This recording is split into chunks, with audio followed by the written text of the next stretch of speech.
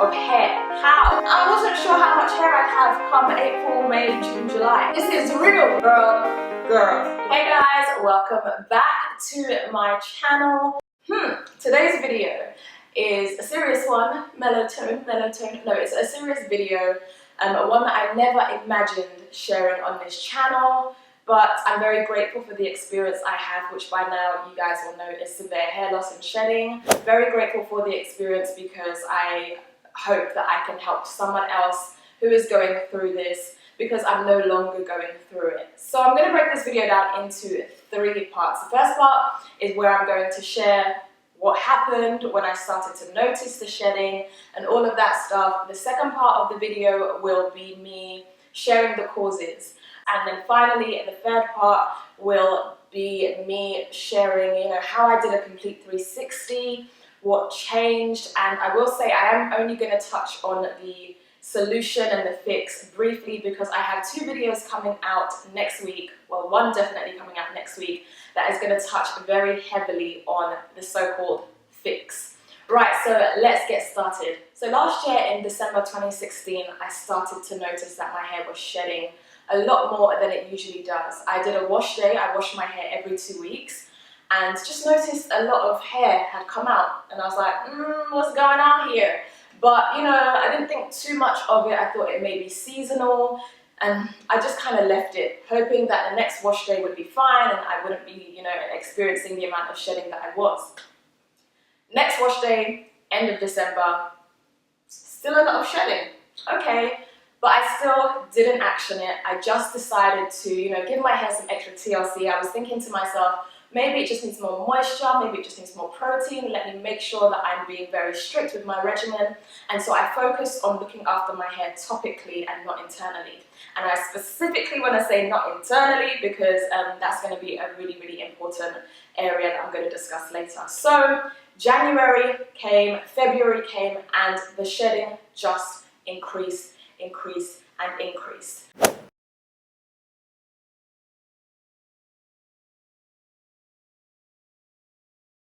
In January, I decided, because I was a little bit worried about the shedding in December, to protective style. I thought maybe I'm doing a lot to my hair, which I actually, looking back, wasn't.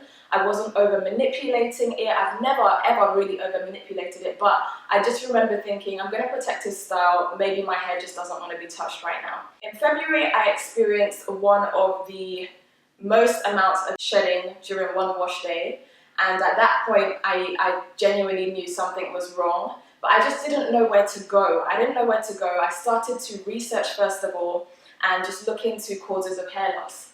And then a few weeks went by and we were in March. Now, the photo you guys can see in the thumbnail is of the day I did a wash. I washed my hair and I experienced the most amount of shedding I had in the whole period of, I'd say that, 3-4 months. And that's when I knew, you know what, girl, you're playing. You are playing. You are losing handfuls of hair. How? So I took to the internet. I spoke to a relative who is a doctor and just decided to do my research, because I knew that if I had 1 or 2 more wash days like the one in March, I wasn't sure how much hair I'd have come April, May, June, July. So that's when it started, guys. It started at the end of December 2016 and right up until March 2017. It didn't completely stop at the end of March, but I definitely started to see change as of the point when I decided to take serious action. And also, I will also say, I'm not sure, you guys probably wouldn't have noticed this, but if you follow me on Instagram, I actually posted a photo of my own hair in January, and that was the last photo I posted up until, let me have a look. Yeah, up until June. So no photos of my hair. No one would have known what was going on, but for me, I couldn't show my hair. I was so unhappy with it. It just wasn't what it used to be. So that was what happened. That was the progression. Now, onto the causes. One thing I didn't tell you guys, when you experience this kind of hair loss, one of the first things you probably ask yourself, or probably start thinking, is, oh, it's my regimen. It's my regimen. Something's wrong with my regimen. I had been following the same regimen for years. So I knew come March, it wasn't my regimen because my moisture treatments were being done, my protein treatments were being done, my hair was being moisturized, I was oiling my scalp with scalp oils, I was giving my hair life. I really was taking care of my hair, so I knew it wasn't that. But one thing that I didn't think about was that I had changed my diet. So I'll quickly touch on this before I go on to the causes because it's very closely synced. I learned about veganism last year and was very intrigued by this kind of diet. And I knew I wasn't going to become a vegan anytime soon, but I started to research into veganism and watch these documentaries that you do, Chickenomics, you know, all of these documentaries that basically talk about the vegan lifestyle, the meat market, the fast food market and things like that. Doing this put me off a few foods. That's not to say that I stopped eating meat. I didn't go full vegan, I definitely didn't, but I reduced the amount of red meat, white meat, fish, seafood that I was eating dramatically. And the huge issue with that was, you know, there's one thing cutting those foods out, but most people that do that, and vegans or vegetarians, find replacements. So if you're cutting out red meat, which is a great source of iron and protein, you find an alternative, right? I was not doing that. And I knew that it's something that you should do, but I just didn't do it. I can't explain why. I really wish I knew why, but I didn't do that. So I was cutting out a lot of foods that provided me with specific vitamins and nutrients and just going without them. So as you can imagine, my body was going through a period of lacking in certain things. So that brings me to my next point, which is one of the causes, iron deficiency. This is a huge issue for so many men and women, and one that at the time I didn't even think about. I didn't think about the fact that, you know, me cutting out so many different foods was depleting me of the iron that I needed, as well as so many other vitamins and nutrients, but iron was a key one. For those of you who may not know about iron deficiency, iron is crucial for hair health and hair growth. Iron, you know, forms part of our red blood cells, which carries around oxygen to different organs in our body, and we need that oxygen for healthy growth. And so me cutting out on something like meat and, you know, other different types of foods was me basically starving my body of the iron that it needed. And I just thought to myself, oh, I take my smoothies, I'm getting iron. The smoothies that I take on average give me maybe 10 to 15%. I may be wrong, I can't remember off the top of my head, but of my daily iron intake.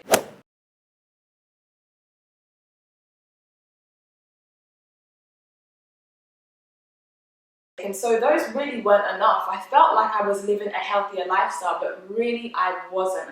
So the first was iron deficiency.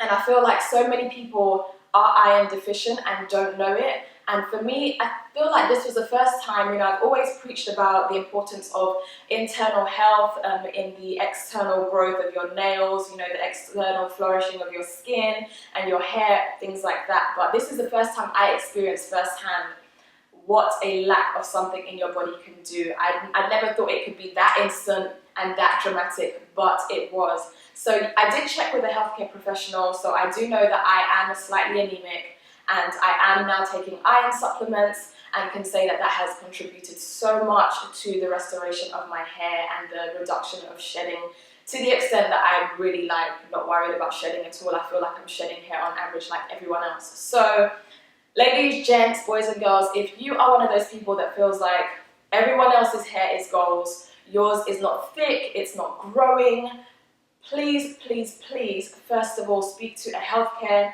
nutritionist, a healthcare professional. Don't leave it 4 months like myself. I don't know what I was thinking. And go to them as your first point of call, because they will definitely be able to run some tests on you and let you know if you are lacking in anything. I would also definitely say, please take multivitamins. Take multivitamins. There are so many vitamins and nutrients that our body does not readily produce by itself that we may be lacking that does contribute to the health of our hair. I mean, there's vitamins such as B12, there's zinc, there's iron. These are so important in our hair's health, and so many people aren't getting enough of this. So go to your GP, get your checks done, just so that you can at least rule them out and then maybe look at your hair regimen as being the issue instead. So yeah, that's pretty much it. The second cause, which I will say is one that has not been approved or backed by a healthcare professional, is the copper coil. And I actually will disclaim right here, I'm 100% confident to say that I don't know if it is a cause, so I take back what I said. It's not the second cause, but what I thought also contributed to my hair loss was the fact that I was on a form of contraception called the copper coil. No longer am. I was on that, and one of the side effects is a much heavier period, and I was one of those people that did experience that. My periods were like a tap. My cup was running over. I had extremely heavy periods, and I think that the lack of iron and losing blood on a monthly basis during my period definitely didn't help. On top of that, I remember when this became a huge issue, I went to Google, as you do, self-diagnosing. Don't do it. But there was a lot of knowledge on Google, so yeah, I have to give Google props for that. So I went to the internet and typed in copper coil hair loss. And to my surprise, there were so many women talking about it on forums. In fact, naturallycurly.com has an article on it that discusses this exact issue. When I came across that article, I was like, no way, mate, what?